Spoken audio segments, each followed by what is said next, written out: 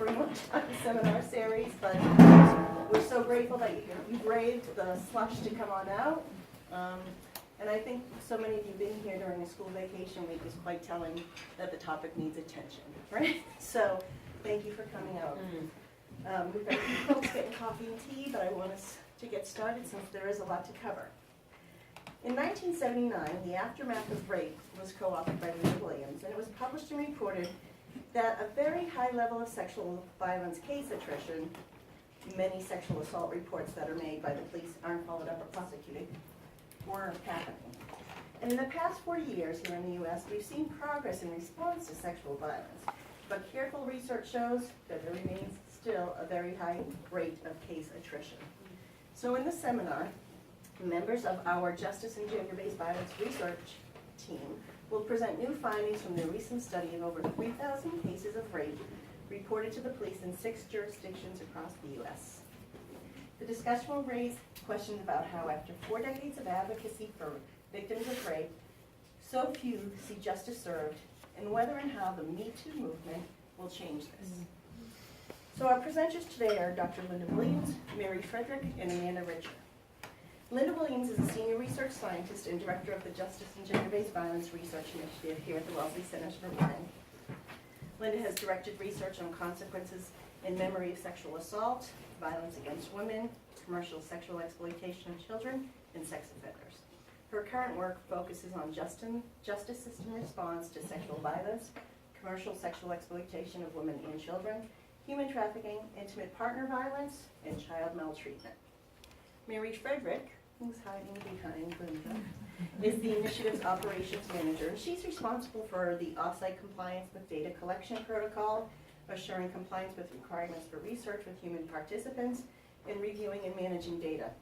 She's worked on multiple projects here at the centers, assisting with preparation of grant applications and reports, implementation and conduct of surveys, focus groups and site administration, and Mary has also conducted qualitative analysis on a DOJ-funded study of commercially sexually exploited teens. And Amanda Richer, fresh back from the AERA conference, had completed her master's degree in general experimental psychology before coming to the centers to work as a research associate.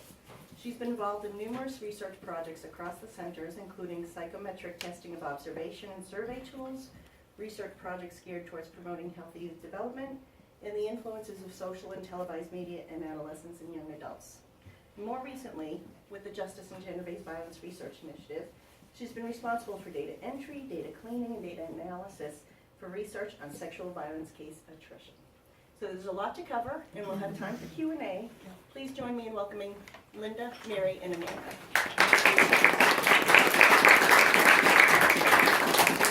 Thanks.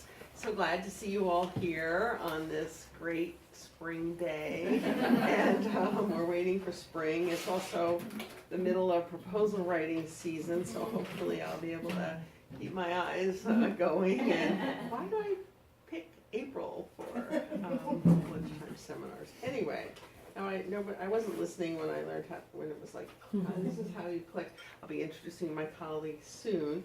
So let's just see, that's the laser pointer probably.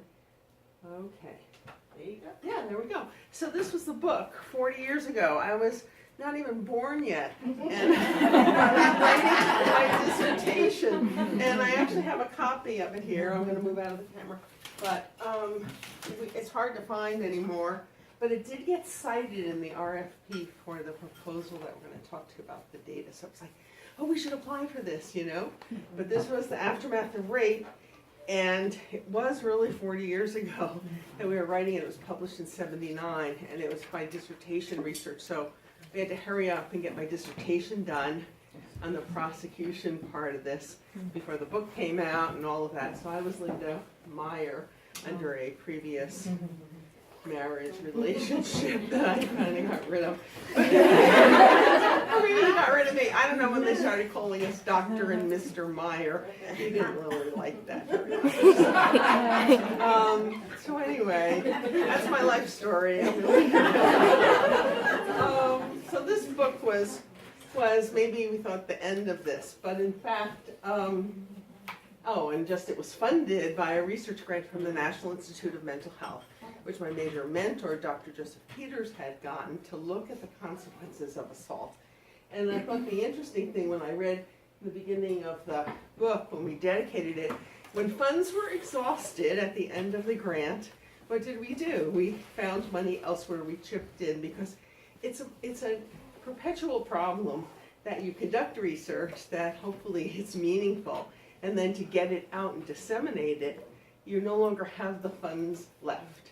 And that's what WCW faces all the time in terms of, you know, we're out of money on the current project, but we're having to still do the work. We want to still do the work because we want it to have an impact. So, but the key thing is that in the aftermath of rape, we found that rape cases did not do that well. There are a lot of cases that came in the hospital, reported to the police, and 14% were not even recorded in the police file when we went to look for the police file.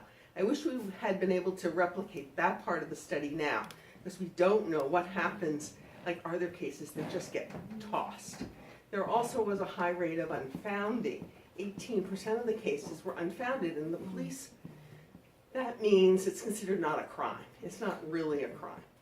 The unfounded rate I was looking up in Chicago at that time in the 70s was 50%. So the Philadelphia police weren't quite as bad. They just threw the cases away. But it was amazing when we think about, as we're going to be doing today, have things changed? You know, is it better? I guess we have to say it's better because we're going to see lower rates of unfounding. People didn't really believe it could happen. I remember someone saying to me, how could someone be raped if they really didn't want to? Like, unless they're unconscious or a child, like, you know, if they're moving around, like, how does it happen? And so that was the dark ages, maybe, I guess. And cases were rare to move forward to prosecution. The ones that did were the real rape. I don't like that term, but real rape. They were by a stranger or someone she didn't know. There was violence, there was some injury, physical violence, meaning, of course, rape is violence in and of itself, and prompt report and so forth. Did the research accomplish anything? Well, it did give us an understanding that rape can happen to children. So some of my work has been following up on the children in this sample. Also that rape was not something that was like a stranger breaking into a house or accosting someone on the street. Most people knew the rapist. They were at least acquaintances. And so it did add to that. It also reinforced the movement that was beginning to say victims need services, and Women Organized Against Rape began in Philadelphia then. And it curtailed the way defense attorneys used cross-examination, made it clear that there's need for more evidence collection systems too. So the rape kit, you know, that we talk about today was invented. So there have been changes in the past 40 years. I went to a talk by Becky Campbell at another location about 12 years ago. It was also proposal writing time, and she was telling us about her very current research and all sort of the troubles that they were still having with police and so forth. And I got up to ask a question and I started crying. I said, really, this is just because I'm overtired.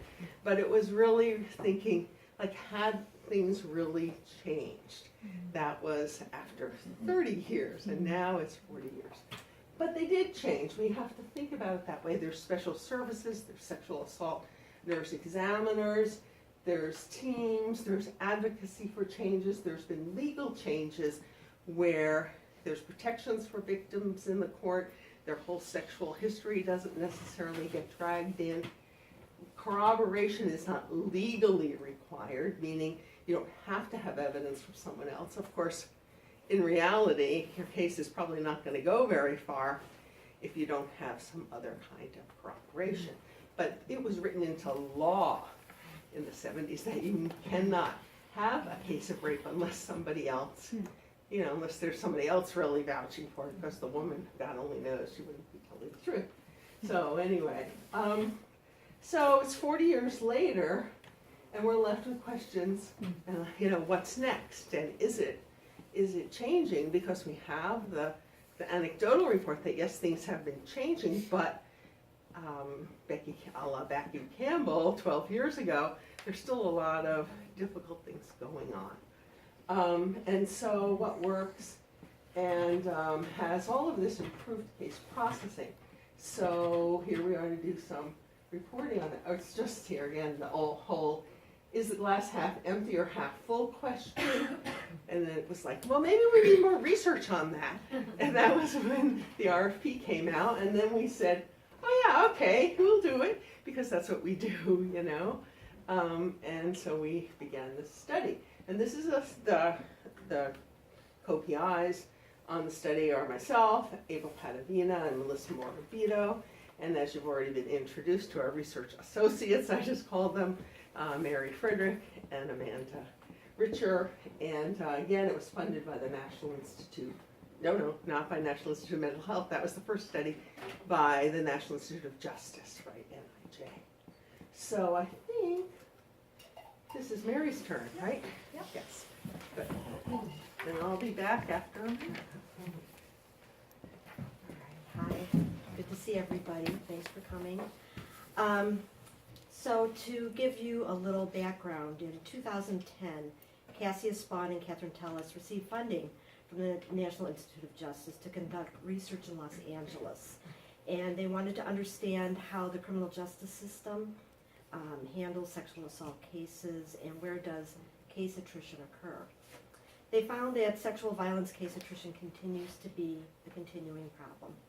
And one of their recommendations was to look at how other jurisdictions in the U.S. handled case attrition. So in 2013, the National Institute of Justice funded our replication of Spahn and Tellis, and in 6 diverse jurisdictions in different regions in the United States. So, we examined cases in 6 different police departments located in urban, suburban, and rural geographic areas, and they are all, or continue to be, distinctly different from one another. This enabled us to test Spahn and Tellis findings, as well as learn more about the decision-making between police and prosecutors and the relationship with one another, and now we're in the final stage. Finishing up with our collaborators, and submitting reports and publishing articles. But I also wanted to give a little detail of the administrative end of the project, the part of that I was mostly involved with. And there's lots of details. I love details. This was challenging, but it was really great. So She says. So it was all hands on deck. Everyone who was involved still had and has the desire to see that the system response to victims of sexual assault is improved. So we reviewed over 3,000 cases, dozens of interviews and transcriptions. Of those interviews were completed, memos of understanding with police departments and prosecutors' offices, and institutional review board approval, and even a city council approval. And then there was the hiring and training of data collectors and in the different jurisdictions. And this was challenging by itself. Local background checks were done, fingerprinting of all of us that were involved. And in one case, the background check, they had to go back to high school and call references and trying to track down their boss from Wendy's and Kayla's shoes that was now closed. It was challenging for all of our reviewers. So we also hired coders and data staff, and they were trained. And then there was the paper. It was thousands. Well, this says thousands of pages of papers, but in my estimate, just police reviews alone were over 100,000 pieces of paper, but who's counting? Also processing hundreds of invoices and timesheets and supervising the rigorous attention to the confidentiality, protocol of confidentiality. And then because of the challenges in reviewing the cases, we always made sure that we were there for one another. And if we were 1,000 miles, 2,000 miles apart, or if we were in the same room, we always made sure that we had an ear to listen, and these were difficult cases, and we needed one another. So my next slide is a little dramatic in kind of a Star Wars kind of way, but it's the abbreviated names of our team. Yeah, it's up there, yes? Yeah, and it was an amazing team. Each of the people on the slide, they're so dear to all of us, and we shared a lot. We had a lot of good times and hard times, and there was weddings, and we had a baby born during the project, and there were tough times. We had serious illnesses, but it was such a privilege to work with each and every one of them. So thank you for the chance to work on this project. Oh, okay, so the next slide, I think there's one more slide, Oh, that's right. I'm And then- sorry. Yeah, that's okay. And we'll switch to Amanda, I'm just transitioning. Yeah, there's tons of people, and Mary remembers everyone's name and birth date. And I'm like, who was that Amanda person? Okay, but I'm just terrible on names. But here's another list of the names. It has the co-PIs again, Melissa Morabito and April Padavina, and our major research assistants, and then not to forget our federal funders, and Bethany Backus had a lot of input here, and our community collaborators. So in addition, you have police, detectives, heads of units, prosecutors who leave and come back and who are reelected, and sexual assault center people, crime-led people, so there's a lot of that to manage. So, let's get to the data. And this is we collected and coded all the data, and Amanda's representing that for us. Thanks, Amanda. Thank you, Linda. Hi, everyone. So I have to excuse my voice a little bit. My darling son decided to give me his cold, so just bear with me. So as been said, we collected over 3,000 pieces of data reports. So we collected 3,618 police reports. So just think about that for a second. So this is a figure that shows a little bit about our data, and you'll notice that the number is slightly different. So in order for us to replicate the Swan and Telus findings, we tried to match the sample as best as we could. So they only had female victims. So for us, our female victims represented 2,887 reports. So it's still quite a substantial amount. I'm not going to walk through all of this. Going to kind of just You can't see it. hit on some key things. There's a lot of dense material. So out of our 2,887 reports, almost half of them were closed in some sort of way. They were either cleared exceptionally or they were cleared by arrest, which included both adult and juvenile suspects. So of those, we had 2,887.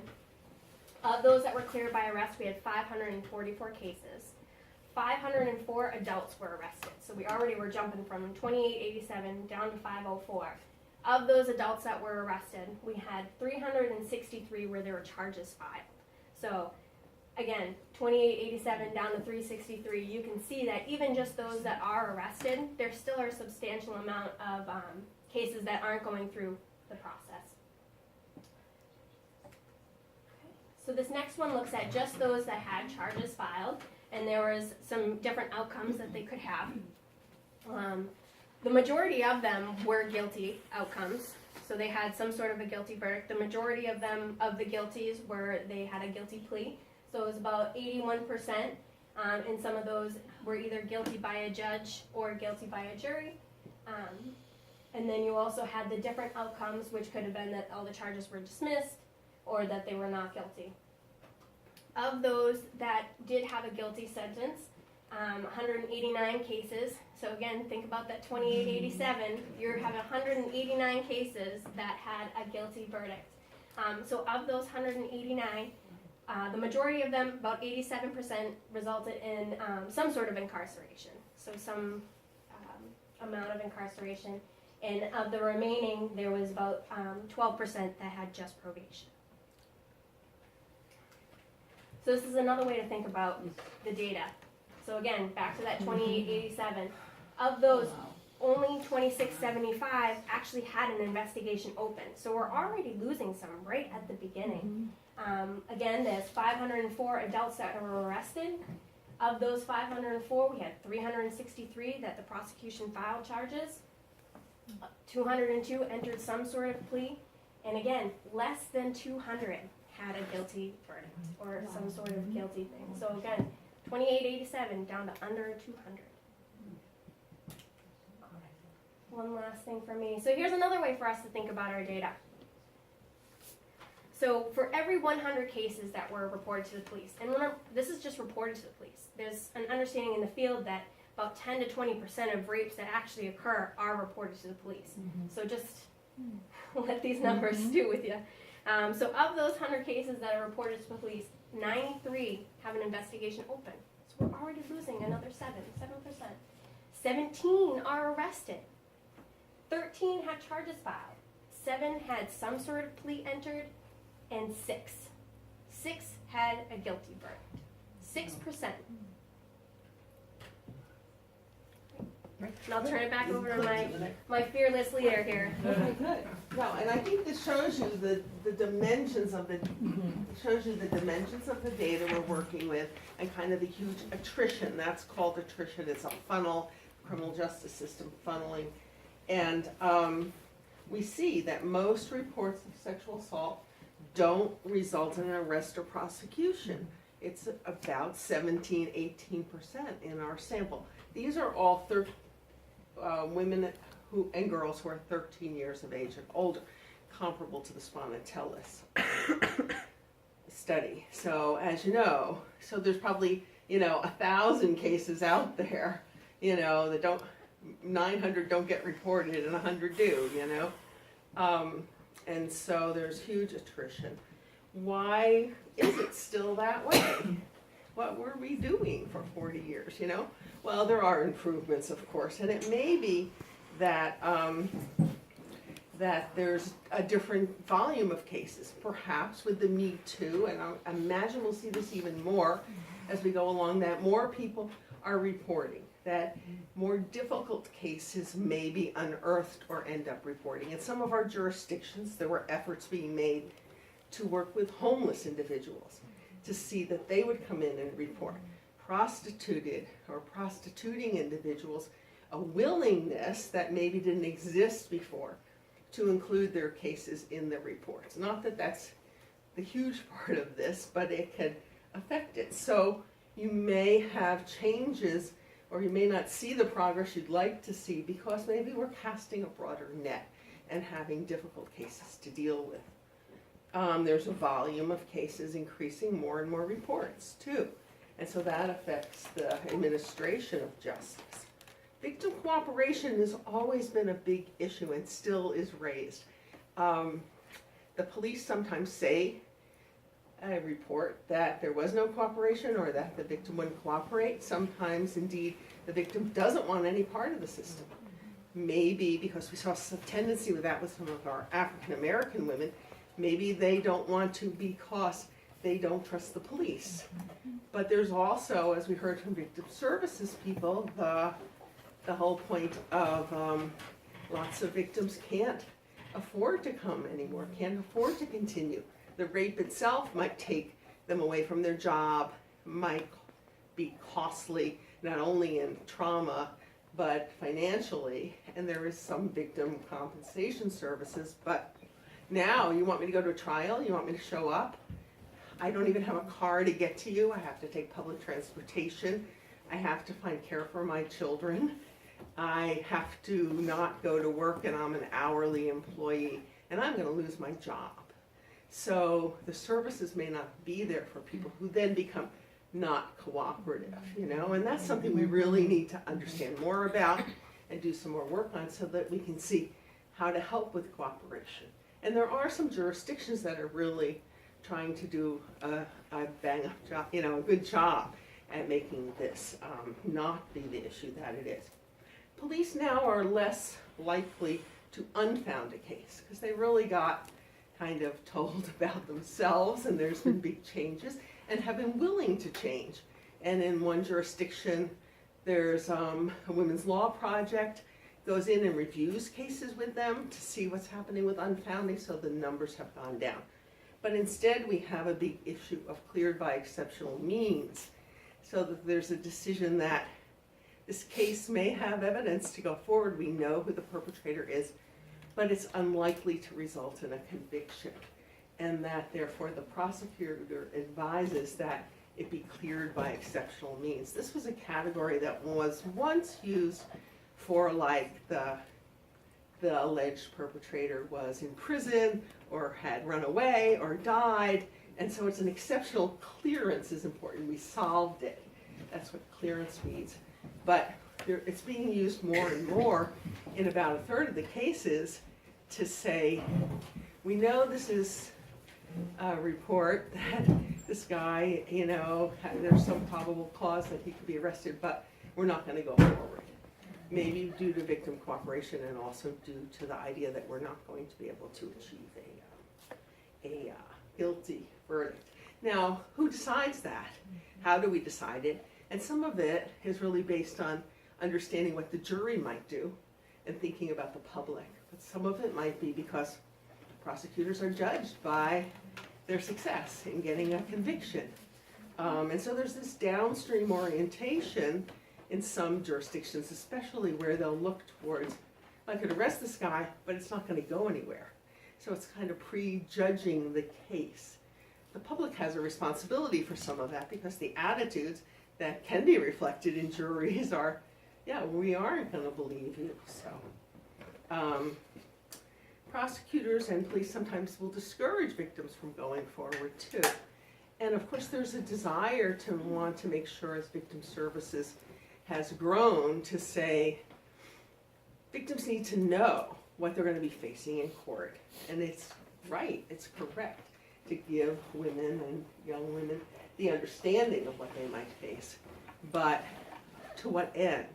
So one prosecutor said, you know, well, I said to her, you know, they're going to want to know why you had condoms in your purse when you went to that party. She's absolutely right. That will be or could be a question. But then what does one do with that? Do you go forward? How do you support a victim with that? Or does the victim make the decision, I don't want to go through this? But it becomes a question of how do you convey to victims, and how do you absorb as a court officer, you know, as a prosecutor or police officer, how that's going to be handled and how that weeds people out. What happens is that cases that don't necessarily fit the clean feminine ideal, the hegemonic femininity, as Judith looking at her, then they're not going to work. And that, in fact, is what we see. In the one slide, I'm going to present about the factors that influence the outcome. And actually, a lot of this really clears out all the cases in terms of arrests. You know, once you wipe out all of this stuff, you have cases that can sort of go forward, although not all of them do, as we see. But what was associated with arrest? You can identify a perpetrator.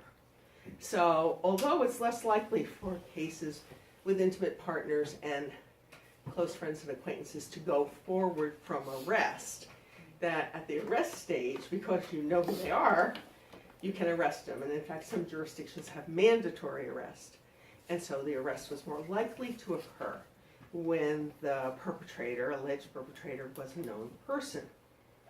And the other factors are these old real rape factors, when the rape was real, not in my mind, but in somebody's mind, that the suspect used a weapon, that he caused physical injury to the victim, that she both physically and verbally resisted. That's going to mean we're going to arrest this guy because it's like a real rape, and people will maybe be more convinced about it. Also, even though corroboration is not required, you're more likely to see an arrest happen when there's a prompt report, when there's witnesses available, when there's some physical evidence of injury to the victim, and when the victim's cooperative, right? So the real rape victim is hurt, physically by other things, has witnesses and so forth.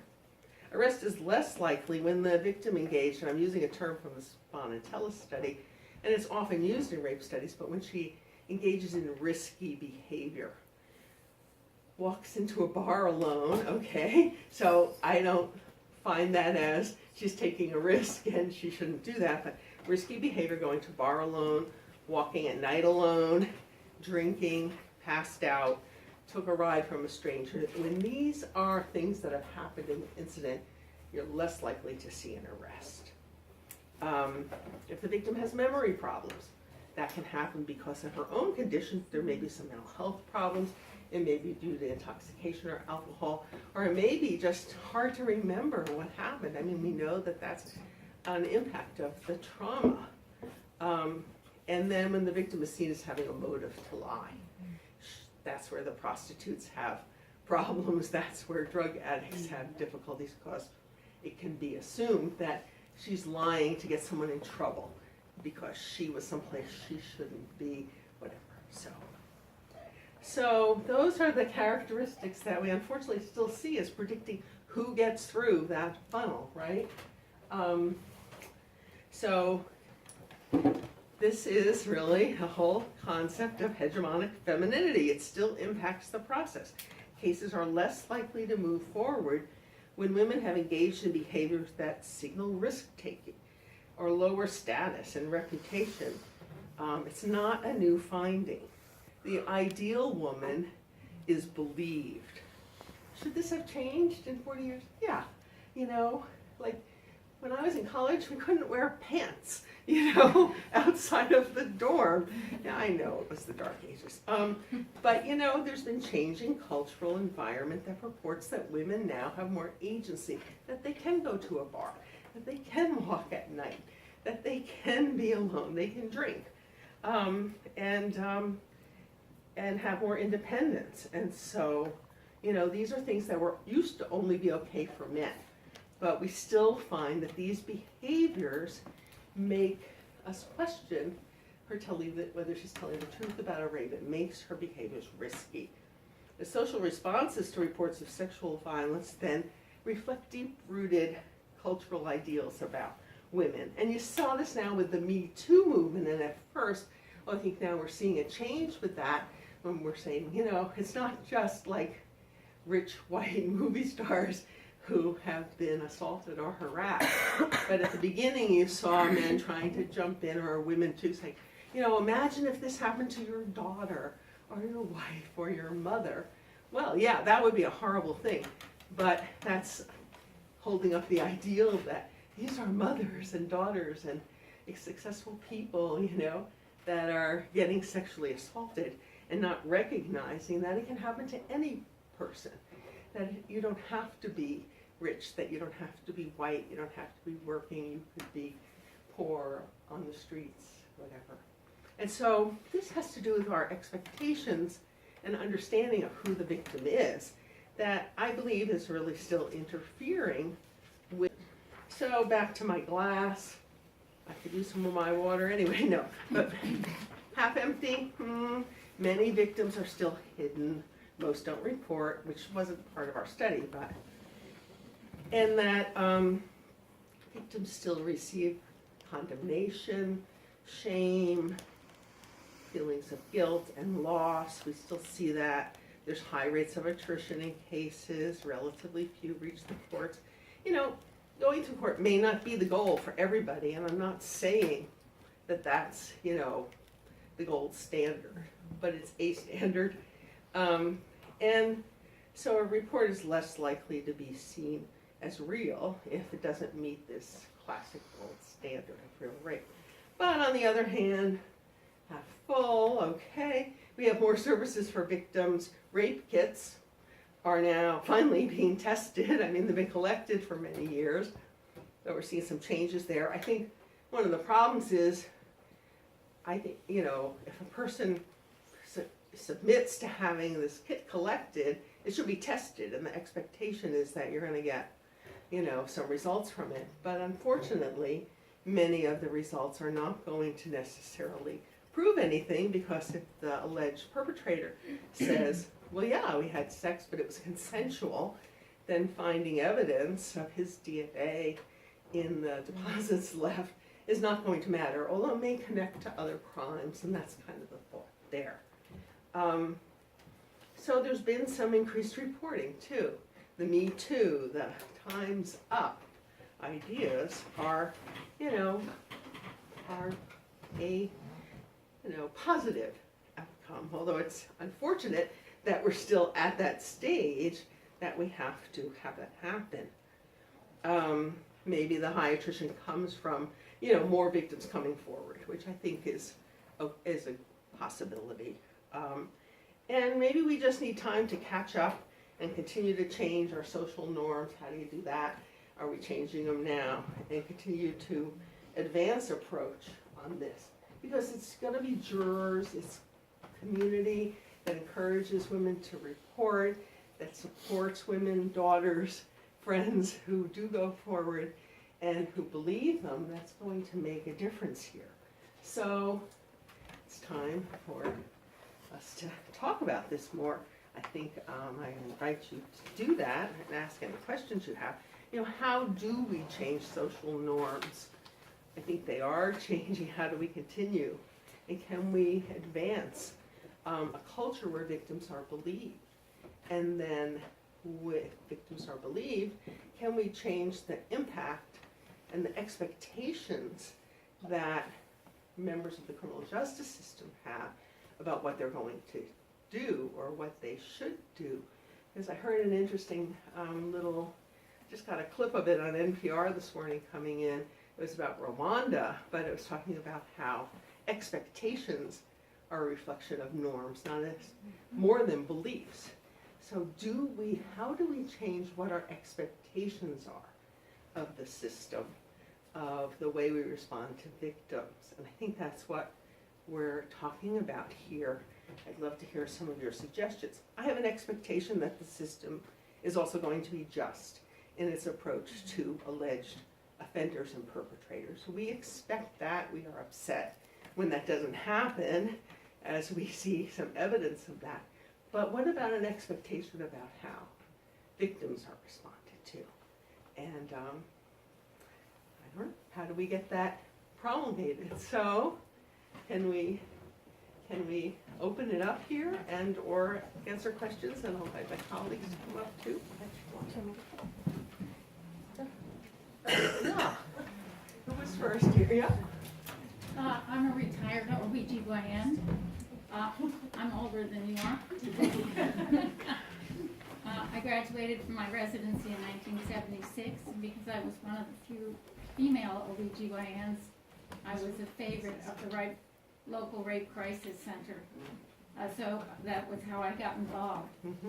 And then during my practice, I had a private practice, but I was also the medical director of Planned Parenthood. And I stayed very involved with Planned Parenthood. And one of the services that they have added over the years is sexual assault counseling and interventions and services and so forth and so on. And that's gotten to be a very active part of what Planned Parenthood does. So one thing everybody can do is support Planned Parenthood. But the other thing about what the Planned Parenthood sexual assault people are doing is to talk to the local police departments and try and raise their consciousness of the post-traumatic stress syndrome that the victim is experiencing.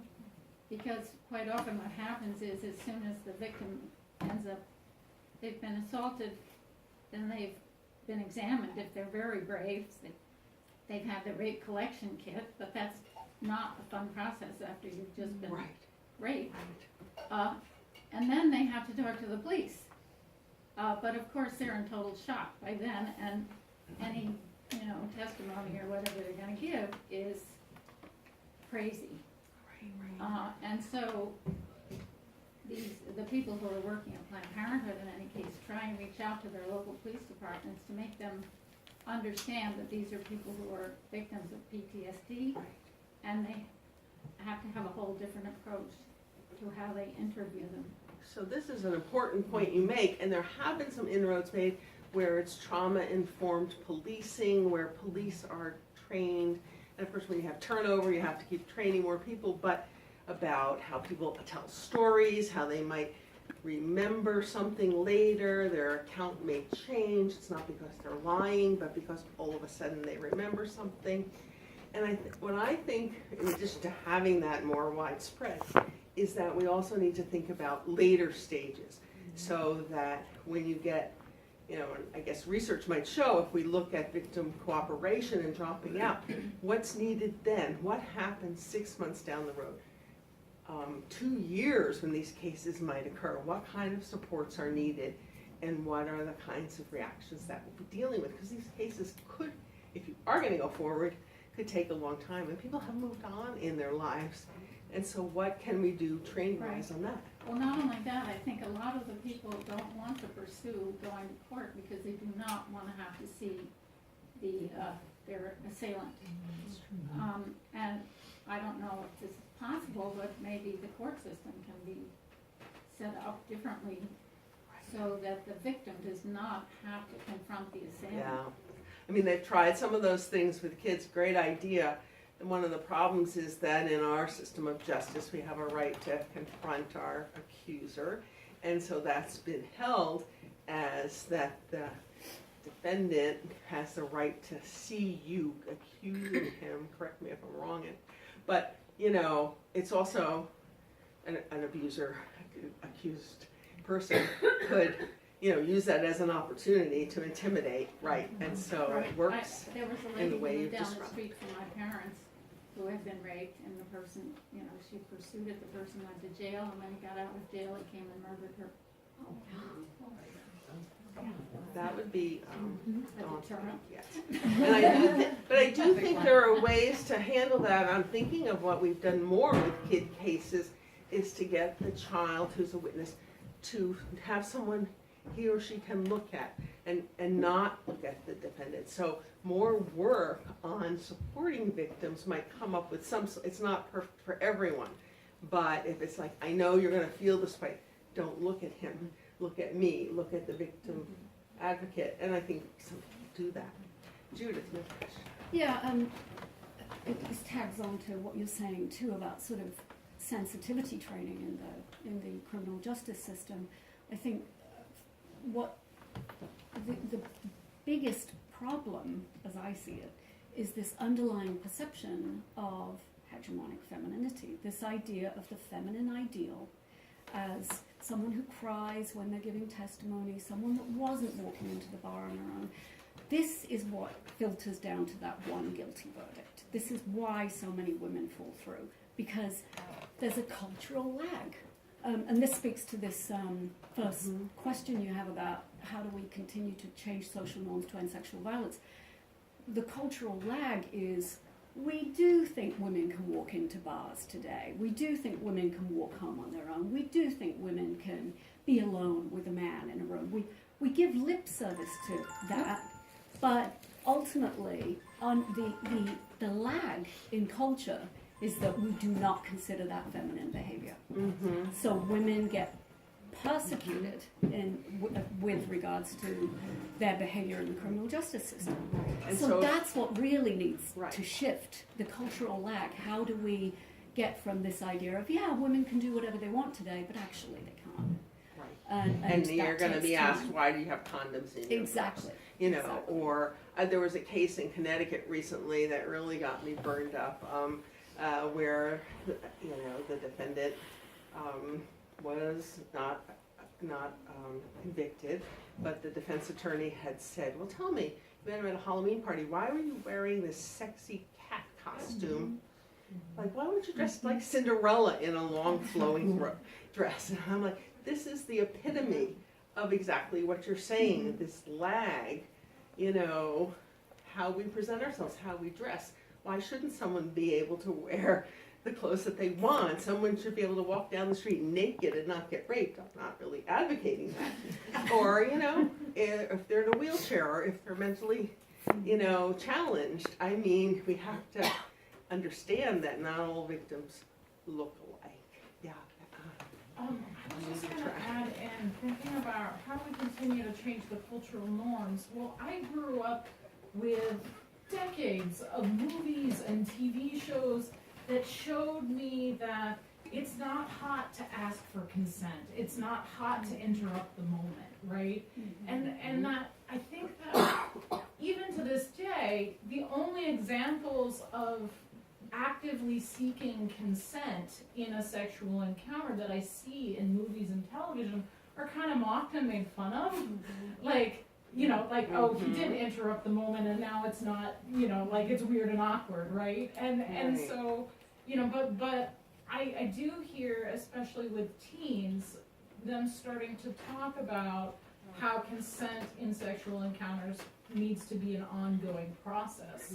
And that, you know, I'm thinking about, you know, if you're a 17-year-old boy and you've been taught your whole life that forcing yourself on women is hot and sexy in the way that you're supposed to pursue them, you know, that's how we end up with social norms that lead to sexual We violence. do have to think of how we convey our expectations of boys, you know, and so much of it doesn't come from somebody saying, you must have consent. I mean, there's the whole culture of the movies and the pornography and so forth, yeah.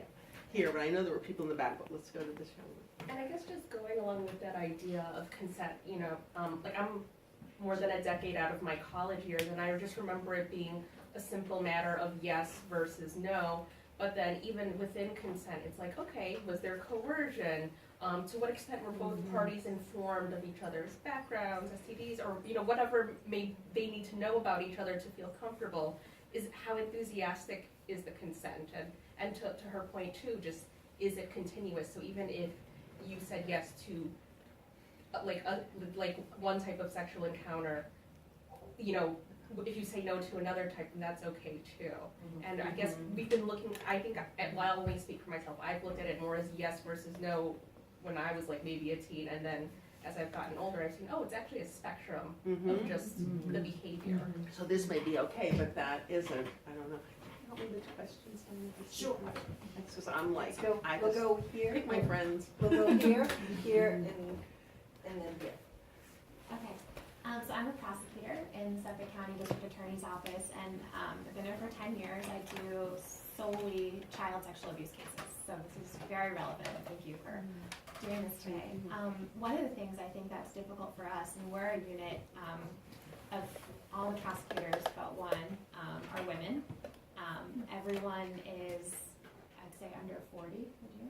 Except for two. And very forward thinking about women and their rights and what should be.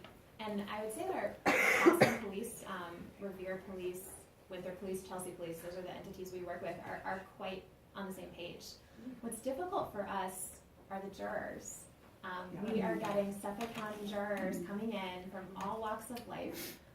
When I was in law school, I had this perception of what jury selection would be like, and I would think to myself, oh, I think I prefer, you know, a doctor to a lawyer, or a businessman or a businesswoman. You know, this is like if someone's not high or isn't, you know, talking to themselves, I'll put them on my jury, because that's what our selection is. One thing, though, that has changed, I'd say about 2 years ago, we have a new standing order where we are allowed to do individual voir dire of our jurors, meaning when someone comes in on a sexual assault case, we interview them one-on-one. One-on-one meaning one juror and both parties, the judge, the defense attorney, myself, the prosecutor. We get to really have a conversation with them. So we can say things like, if you were to hear that this woman had condoms in her bag, would you have a bias about that? So that gives us an opportunity to handpick our jurors a little bit better. But one of the things we struggle with is we can educate ourselves and the police as much as we want, but it's really the general public who are making these decisions. So I think you're right, and I think we heard this as we interviewed prosecutors again and again, that they really have to be concerned about the juries. They're not going to go forward with cases because they have a jury pool that's not particularly going to be sympathetic to victims. And the question is, how do we change that? And do we push it a little bit with some challenging cases, but then, you know, you have to have the resources to do that. And so it's about the general public. There's one judge we heard of in one jurisdiction who allows a question of the jurors, do you know anyone who has been sexually assaulted.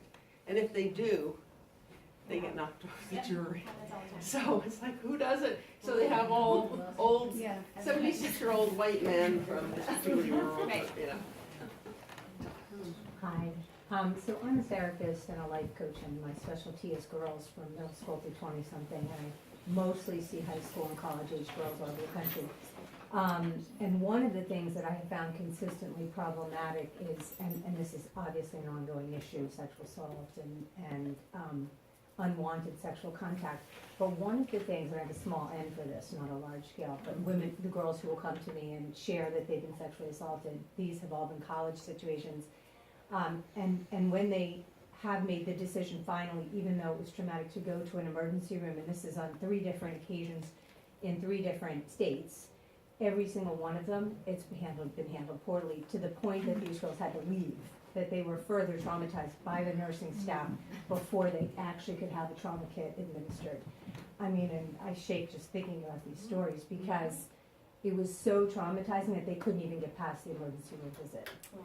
So while our gynecologist here mentioned the next phase, they couldn't even get beyond the fact that they were brave enough in college to go with a friend to an emergency room and could not even get through that experience. Right. And so we've seen some improvements here where we have some trained people and they're in different places, but there are many jurisdictions or places that don't have people who are trained in this, don't have them all the time, don't act that way. I heard one story where a woman came in and said, I think I was raped, and the receptionist said, well, when you decide, honey, come back.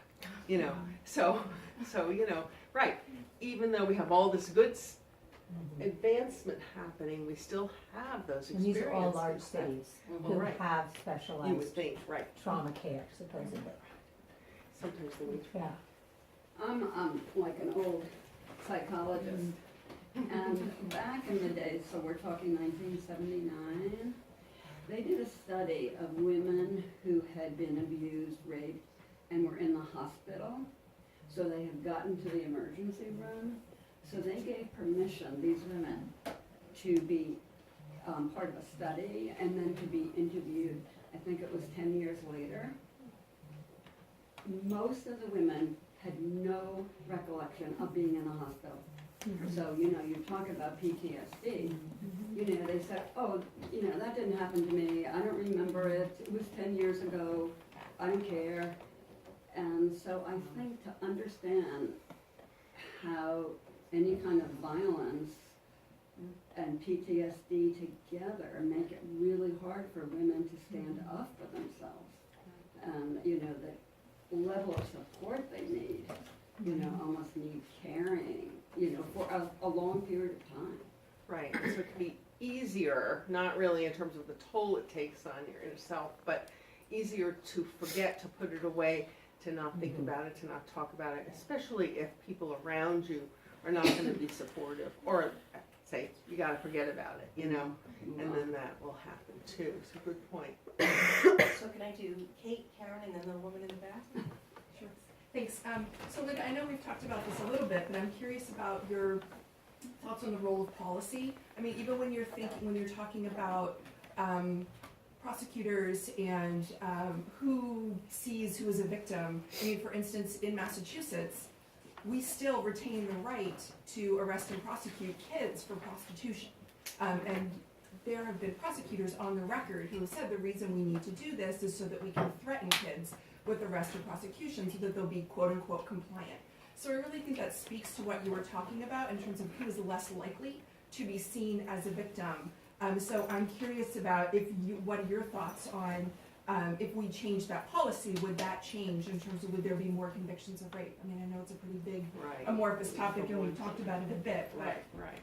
Well, you know, I think there are policy changes that could be helpful. I think policy requires resources too.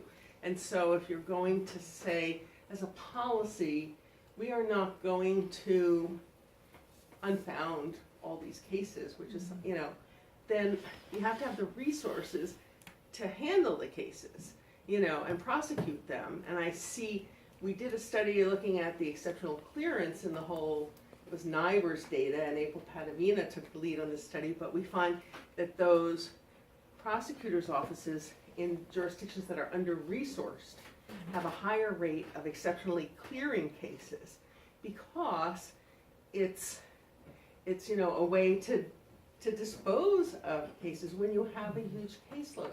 So I do think there are policies, and we could argue about which one, to put in place, but, don't just dismiss these, but you do have to provide adequate resources, support, and services so that people can go forward.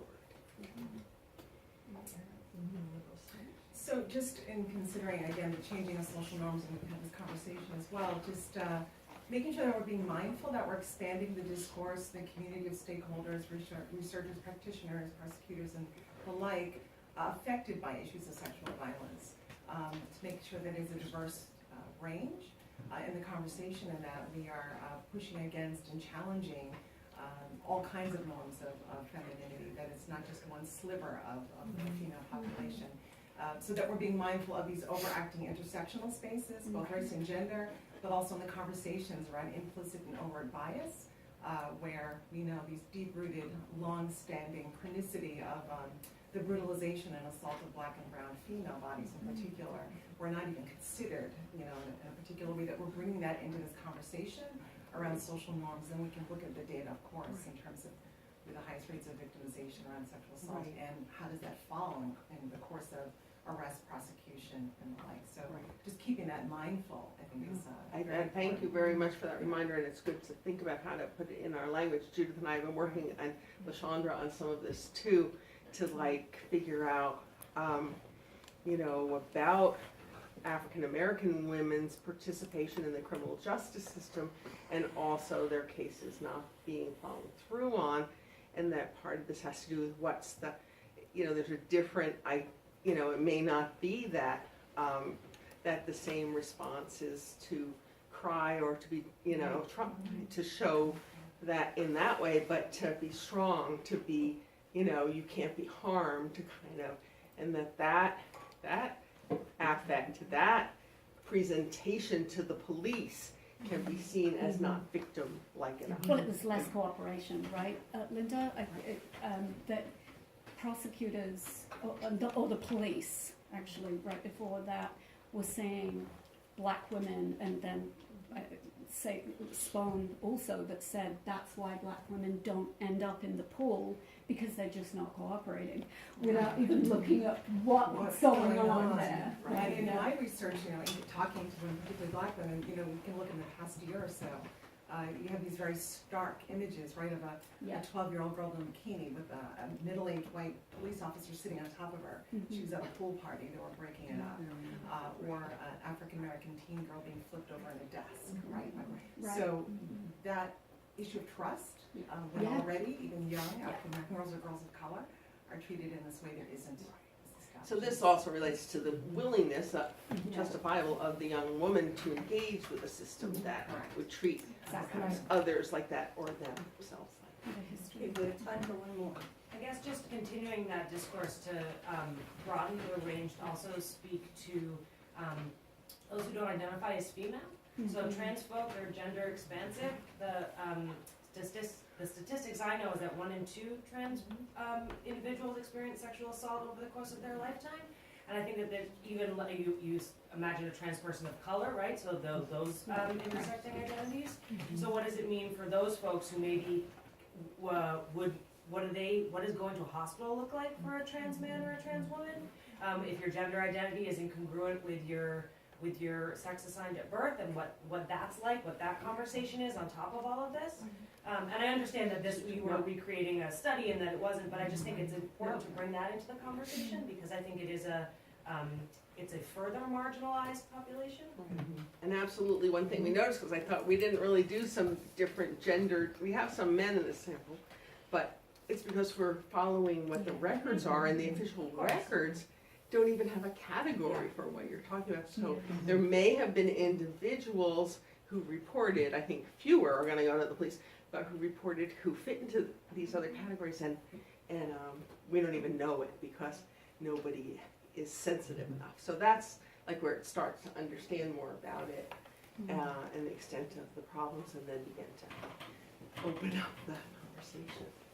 Thank you, these have been great. That's been great.